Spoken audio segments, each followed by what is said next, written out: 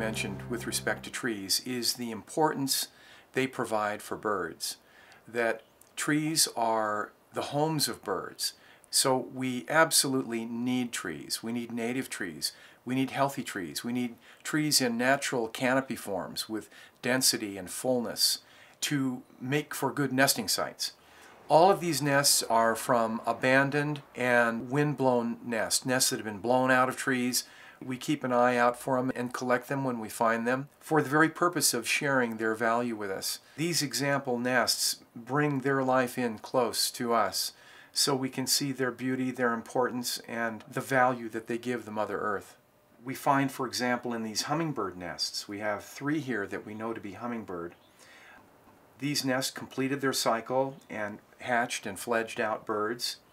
And we see in the case of this one, this is a Quercus agrifolia stem here. One of the favorite nesting trees of the hummingbird is the oak. And so we have beautiful manufactured nests here, exquisite in their perfection, utilizing spider web to build the basic structure and gluing blossoms and leaves and all manner of materials into their structure, including their own downy feathers on the inside to make a beautiful stretchy lining for the young fledglings. So in this case we find another hummingbird nest. This is on a Pittosporum undulatum, and again this beautiful soft downy interior with its elastic quality due to the stretchiness of spider web, one of the main components in their structure. We can see the little fragments of the eggshells in there where birds have hatched out. We have another one here. We believe this also to be hummingbird in Prune cerasifera, purple leaf plum, a non-native tree, but the hummingbird has chosen it to nest in. And we see this exquisitely made nest, and it's quite well attached to the stem.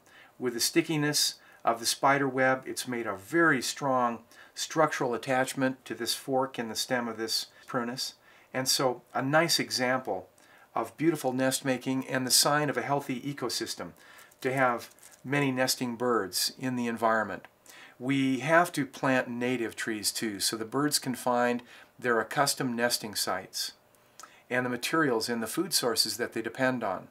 This is a hanging basket type nest that dangles from the lateral limb of a tree, beautifully disguised and lined with the softest of feathers on the inside. This is a fairly good sized bird, I think, that made this nest. This is from Eucalyptus globulus, and if we look inside we can see all the feces inside there. So this nest too has fulfilled its hatching duties. When a nest is filled with feces or broken eggshells, we know then that the nest is no longer being utilized. This nest is a little bit unique because only one material was used, a very fibrous material. We believe this is palm frond that has been shredded in tiny threads and tucked and woven together in this very sturdy nest. And then again we find a little bit of downy feathers lining the inside.